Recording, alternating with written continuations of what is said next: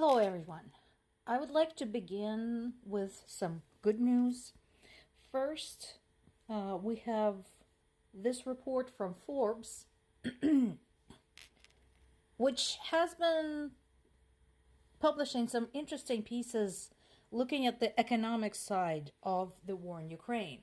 By the way, much as Forbes is a largely conservative publication that focuses around money, I do encourage people to go and peruse some of their articles about the war because it actually gives you a pretty good picture of why this war affects the world, why the impacts of it and its potential outcomes are global.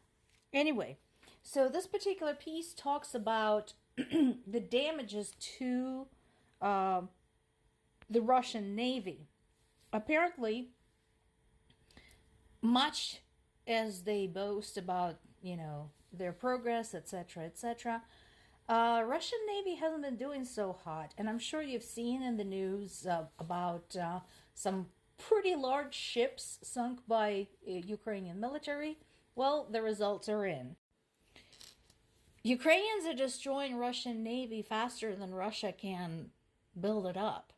This is what this is saying. And this is very good news, but also it opens the door for other questions. Like, what is the state of the rest of the Russian army? All of its branches. Considering that we have been getting reports of Russians shooting down their own airplanes, bombing their own cities, and soldiers basically getting into fights with one another, sometimes with lethal outcome. What else is not working over there?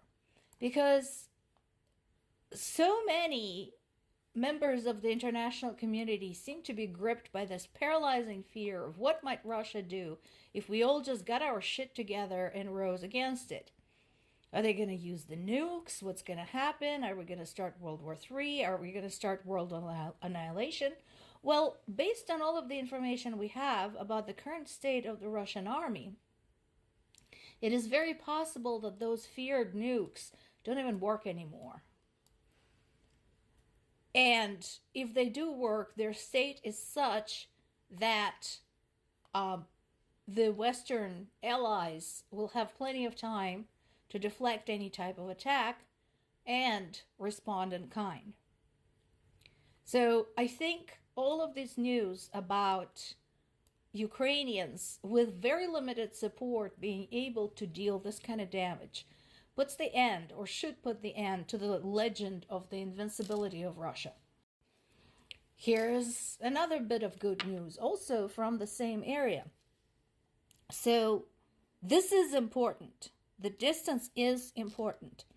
The fuel facility they're talking about is located in the city of Orel, which is 230 miles south of Moscow and almost 140 miles from Ukrainian border.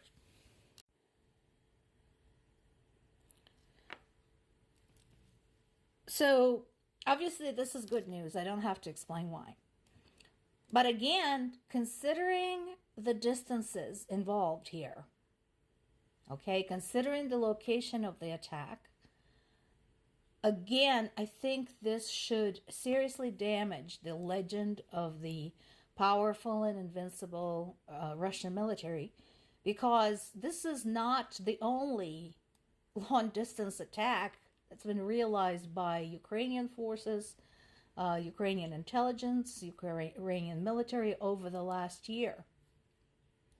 We have been getting news about successful attacks of this kind deeper and deeper into Russia on a fairly regular basis. So once again, before you stick your head in the sand saying, oh my God, we can't possibly fight Russia, consider once again these pieces of news. That said, the war is still going on, and Ukraine still need help fighting it. Once again, one of Ukraine's staunchest allies and most vocal, Poland, is bringing this front and center. In this case is Polish Foreign Minister Radek Sikorski, who once again reiterated that Ukraine's loss in this war would be catastrophic for the West, and not just for the immediate neighbors, not just for the European Union, but in the long run, it will be catastrophic for everyone. And this subject has been brought up on this channel many, many times. So you could watch the past videos where I mentioned this. There's lots and lots of articles written by political scientists, economists, who explain in great detail why this war has global implications. And here's something else to think about. So we have some powers here in the United States who are yearning for a dictatorship. Well, here's an example thereof. This man, Lev Rubinstein, is a social activist, a poet, a writer, and a very outspoken, fearless Putin's opponent. This man has been opposing what Russia has been doing in Ukraine for a long time, very loudly, very publicly, despite the dangers involved.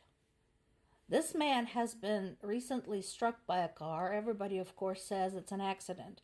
But considering the long and well-documented history of the opposition disappearing, getting sick, getting poisoned, getting murdered, I'm not buying this.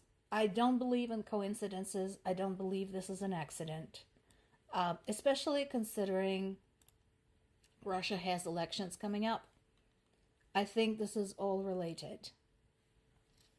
And so, if you don't want to live in the country where any opposition is just bulldozed over, physically removed,